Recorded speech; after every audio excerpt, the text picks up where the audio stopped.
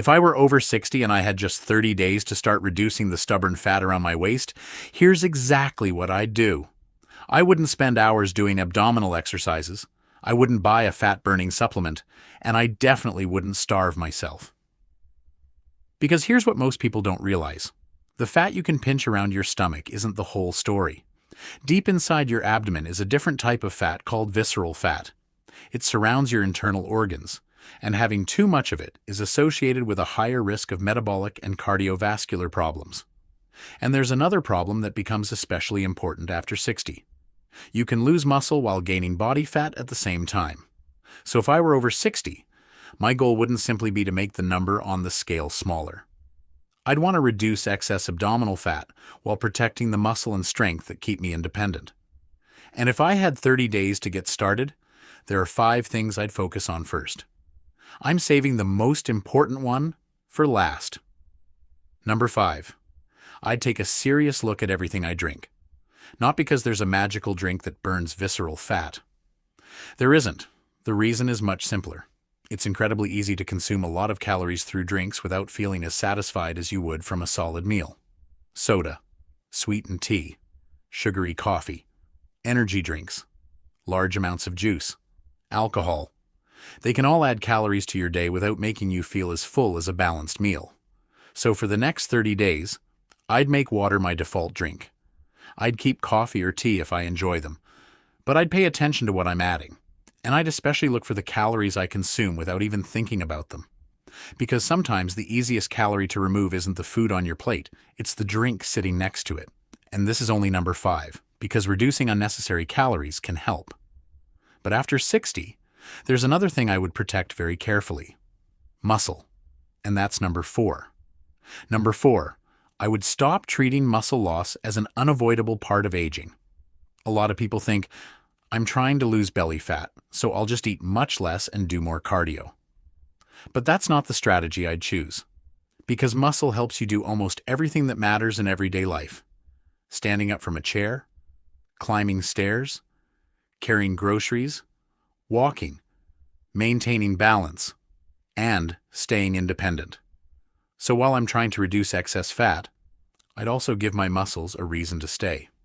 That means some form of resistance training several times a week, depending on my fitness level.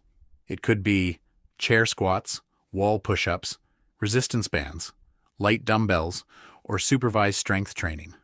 It doesn't need to be extreme. The goal isn't to destroy your muscles. The goal is to consistently challenge them. And I'd also make sure my meals contain enough protein from foods such as eggs, fish, Greek yogurt, chicken, beans, lentils, tofu, or other protein-rich foods that fit my diet. Because if you're over 60, I wouldn't want the scale to go down while your strength goes down with it. I want the fat to come down while your ability to move stays strong. And now we get to one of the simplest things you can do after eating. Number 3. I'd walk after meals. Not because a 10-minute walk somehow melts belly fat. It doesn't. I'd do it because it's an incredibly simple way to increase daily movement and help your muscles use some of the glucose available after eating.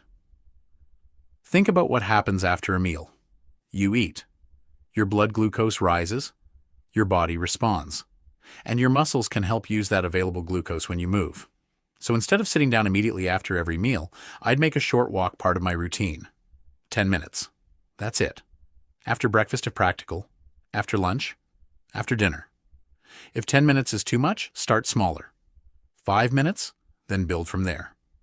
And if you're currently inactive, have balance problems, or have a medical condition that limits exercise, I'd check with your healthcare professional before increasing your activity. Because the goal isn't to find the hardest workout. It's to find something you can actually repeat. And there's one more thing I'd change about my meals.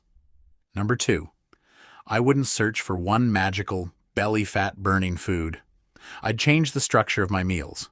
Every meal would have a meaningful protein source, and I'd include plenty of fiber-rich foods such as vegetables, beans, fruit, and whole grains where they fit my diet. Why? Because the right meal can make it easier to control hunger.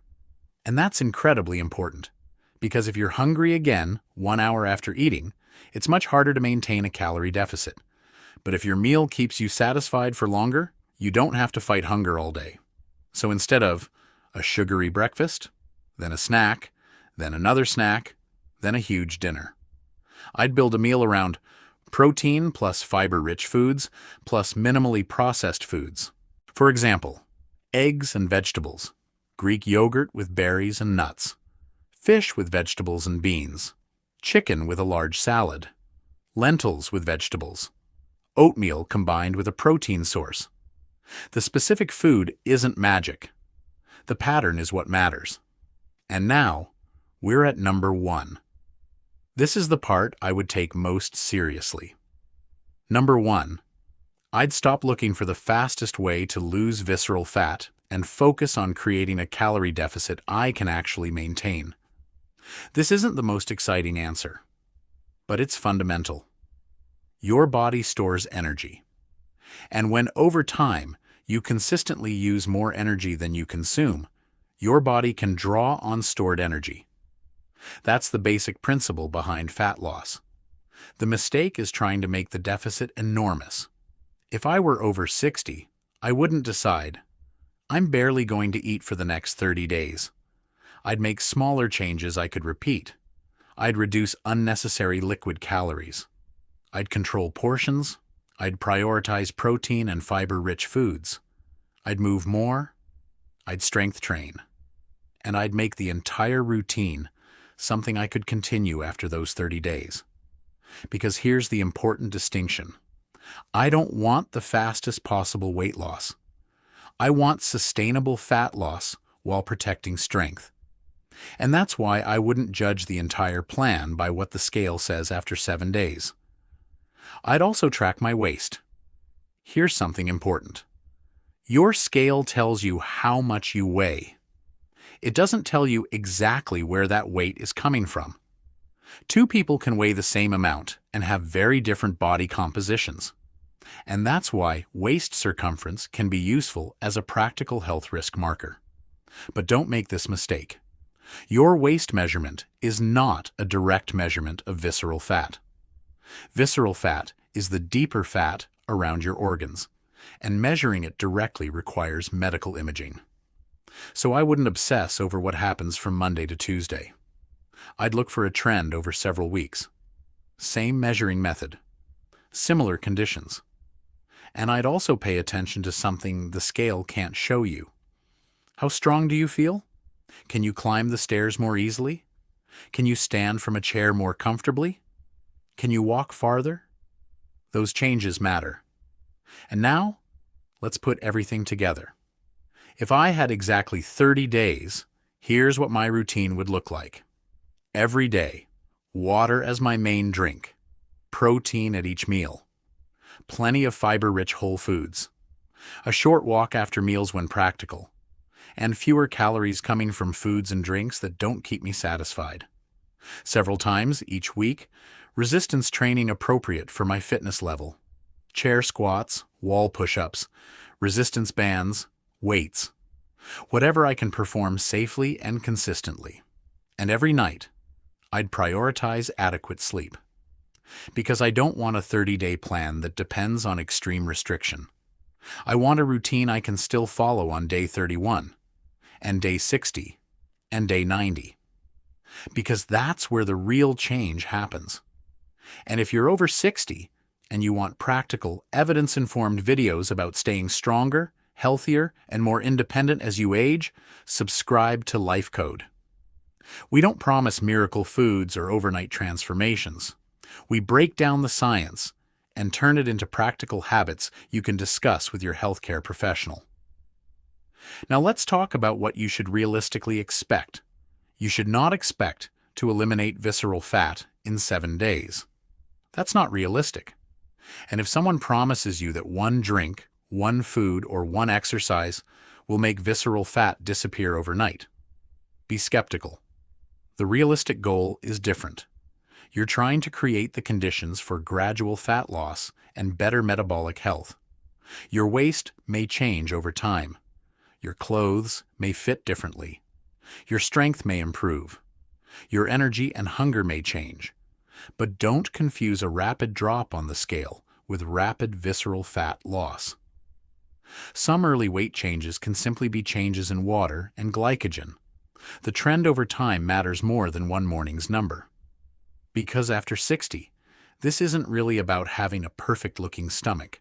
It's about what your body allows you to do, to get out of a chair without struggling, to climb the stairs, to carry your groceries, to take a long walk, to play with your grandchildren, and to stay independent for as long as possible. So if I had 30 days to start reducing excess abdominal fat after 60, I wouldn't search for a miracle. I'd do the fundamentals consistently. Eat better, get enough protein, move after meals, train your muscles, control unnecessary calories, and give the process enough time to work. If you want to learn more about protecting your muscle and strength after 60, watch the video on your screen now. And if you want more evidence-informed healthy aging videos from LifeCode, subscribe. Your strongest years don't necessarily have to be behind you.